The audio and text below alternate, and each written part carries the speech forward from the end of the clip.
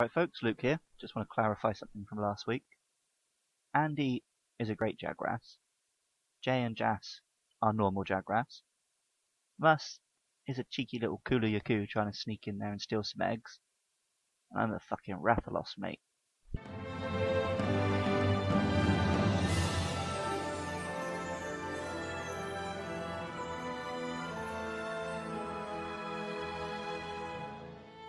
I'm Andrew Rice. I'm James J. Miles. James the Jester Stewart. And I'm Alex Musselwhite. And you're listening to Monster Mash. And on this week's episode, we are hunting Kulu Ya Ku. Yeah. Mm-hmm. Monster Mash. It was a wonderful world. An odd bird wyvern that has developed limbs capable of carrying weapons. It's been spotted stealing eggs from nests found in the ancient forest and Worldspire Waste. Yep. That is Yes, that indeed. description. That's quite a short, really That's a- brief, isn't it? concise Yeah, that's a description. very, it's a very Well, it's bread straight and to the point butter. anyway, calling him odd, like because he is the odd bird of the game. He is I very guess. much an odd bird, but I like this bird a lot. I do indeed. I think, and this is probably something more for people who've played Monster Hunter before World, but I think I was a little bit concerned about the monsters that showed up originally didn't have that kind of light-hearted playfulness that you typically find in a Monster Hunter game until this guy turned up and you saw him like struggling to keep a hold of that egg in that trailer and just generally being a big goofball, and I was like, All yes. sort of picking up pots out of the ground. Yeah, I was like, Rocks. yes, the spirit of Monster Hunter is still intact in this big doofus chicken. That's great. But yeah, he's a good little monster, Kulu Ya Ku. He's still very early game, much like last week's Great Jagras, but I had a lot of fun with him fighting him. I think Well, he's much more akin to your more traditional bird wyvern, your Velocidrome. That's his sort of body type kind of thing. And the fight itself is very much him sort of flinging himself around at you, whipping you a little bit, that kind of thing. He's I don't think he's too exciting for a new monster, but he's definitely a sort of like he's the comedy relief, like obviously like he just mentioned, but he's also like he's there to kind of teach you like that some monsters will be quick because his movements can be like really quick and like come out of nowhere. Definitely. When he starts picking up that rock and like jumping everywhere. Well, that's the other thing, because the Great Jagras is the only real monster you fought to this point, which doesn't have... You can hit the Great Jagras wherever, whereas this monster's the first monster that I experienced where, you know, if he's going to hold up his rock in a particular way, then you're not going to do any damage, so it's teaching you to actually aim and, you know, get to know... It's teaching you to get to know your weapon much better than the original fight. But then at the same time, it's also got that nice mechanic where if you hit the rock enough, then it's actually going to drop it, exposing him again, and obviously taking away what seems to be one of his most powerful moves. So yeah, I guess it's a sort of risk reward strategy of, you know, it's almost like a break, but without being like a proper break. It gets you using your slinger ammo as well, like for the first time, because like you can also make them drop like rocks and eggs and stuff like that by throwing the slinger ammo. That's the easiest and quickest way to get it happening, is by using the slinger. I think it's kind of like what Mus was saying, it's teaching you about positioning where your attacks go more than the Jagras did, where the Great Jagras was like basically the monster equivalent of a punching bag, and then Kulu Ya Ku comes along and if he's carrying the rock, that is just a big bouncy bit of armor. So it's about positioning, but it's also teaching you to be kind of, I suppose, conscious of a monster's rage mode, because when he picks up that rock, that's essentially Kula's rage mode, really. Yeah. And you quickly realise, and as we discovered in the hunt, he hits pretty hard when he's got that big rock in his hand. So He does. especially early game, it comes with a bit of shock after Jagras would just have a little nibble on you, really. Basically, he actually does do some serious damage at points. He's got the other one as well, where it's quite telegraphed, but he'll take a few steps back and then he'll do a big leap.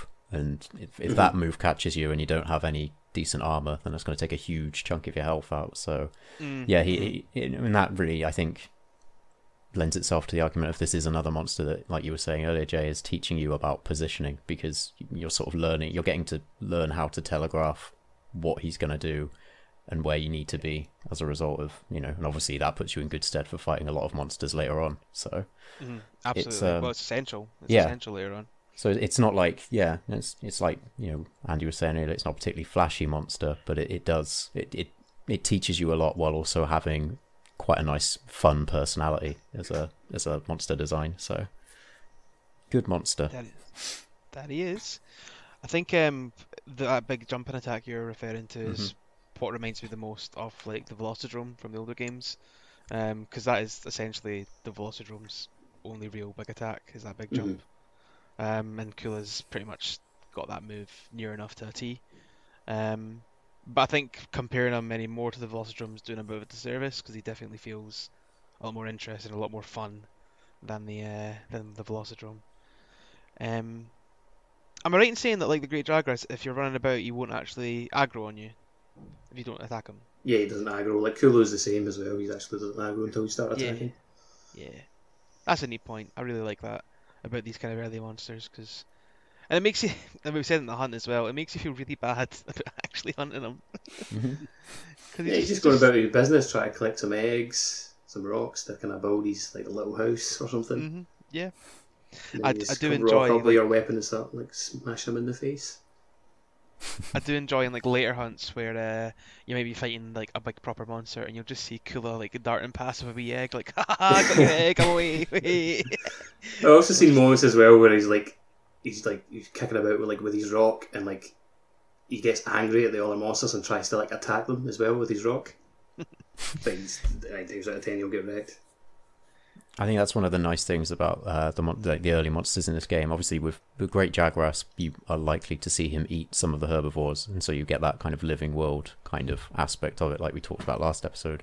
And Kulu Ya Ku does the same sort of thing. It's just he's a scavenger, so he's running in, nicking eggs, and he's got a bit of a personality to him, like you were saying, Jas. So sometimes they'll get annoyed at another monster, and you're thinking, "What are you doing, mate? You're Kulu Ya Ku, get out of there!" But it's like no, I'm totally safe. I've got this rock. Yeah, exactly.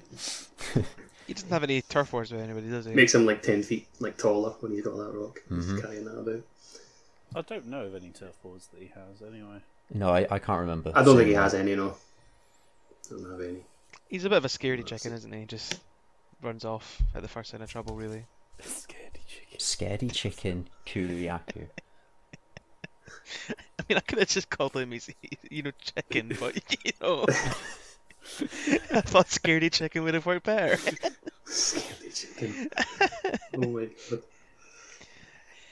I mean, I tell you something I like about the way the scary chicken looks. I really like what they do with the feathers on both his head, and he's got a few feathers around sort of his wrists, because you see Kulu Ya Ku kind of strutting his stuff, and he's kind of got this appearance of self-assured confidence, like he knows what he's doing.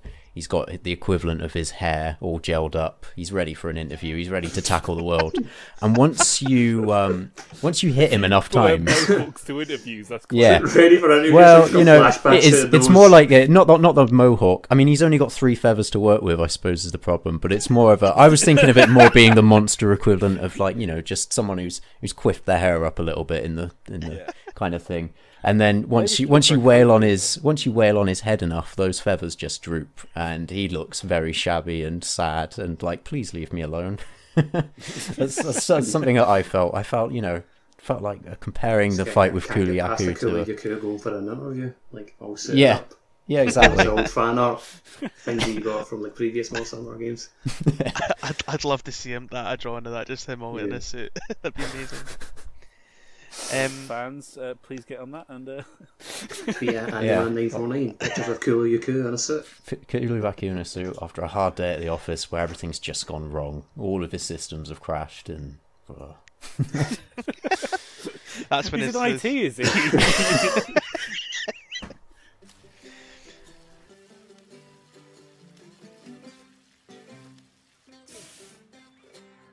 In terms of his name, like, I can't find anything on his name at all. But he does share the Yaku part with another monster who we'll be talking about later on. So I don't know that for us. So. I don't know if that actually means anything, that Yaku part. They're both like bird wyverns as well, so I'm thinking maybe it's just like a term like for that, maybe. Yeah, because didn't we talk about with like Yankaku? Yeah. Like the Kaku part was meant to be like The noise it makes, was like it? onomatopoeic in a way, isn't it? Yeah. Like it's meant to be like the noise. Yeah, that's what I was going to a say as bird well. I makes think the during Kulu breaks. part of it may just be onomatopoeia as well, like because he does kind of like, make noise kind of similar to that. Nah, it's because he's the cool one with his up hair. I mean, it's just in Japanese. It's no The Kulu Ya different. Ku.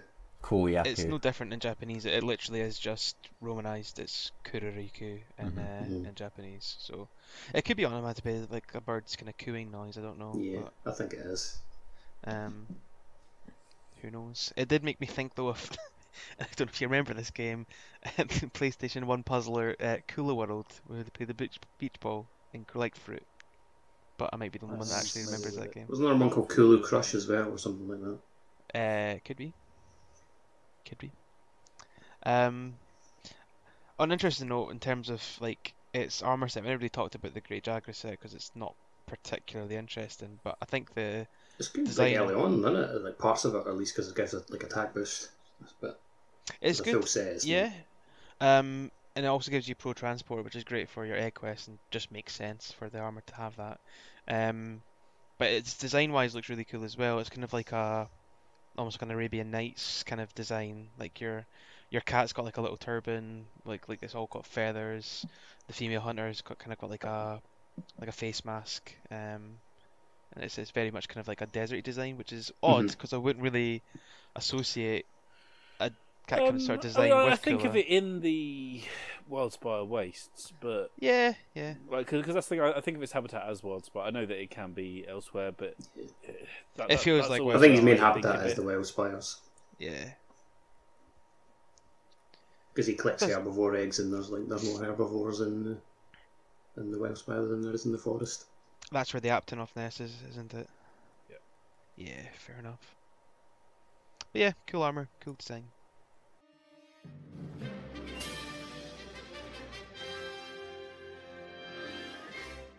Well, if after listening to this week's episode of Monster Mash, you want to spew poisonous bile everywhere, then you're in luck, because next week we're hunting Pookie. So join us for that.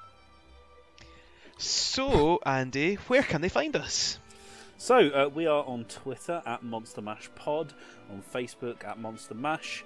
We're on YouTube. We are Monster Mash. Once again, probably still quite hard to find. So make sure you watch all our videos and get us bumped up those charts. So we'll be the first Monster Mash that the world thinks of before they think of the song or we never anything else. really thought of our branding that far in advance, did we? No, we did not. If you do search for us, make sure you search Monster Mash Podcast. That might help us. You never know. I don't actually know if it does, but yeah, we'll investigate that for next week, or you can investigate it because you also have access to YouTube.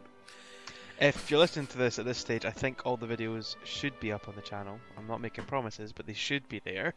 We just want to point out that is James J. Miles who is going to upload those videos, so he is the one to blame if they're not there. So, if they're not there, please tweet at AndyMan949 and say, "You're a fucking bastard, Andy," and just leave it at that. Also, we're on iTunes and all your favourite podcasting apps if you want to subscribe and get them. Mas, what could they tweet at Andy? I think you summed it up quite nicely with your bastard speech earlier, but I think so too. if they really I want to think so tweet too. something nice at Andy, it has to be, like we said, pictures of Kulu Ya Ku after a hard day at the office. I think so as well. Just because I want to see that fan art, that would be incredible. Yeah. But until then, thank you for listening. See ya! Cheers. Cheerio. Goodbye.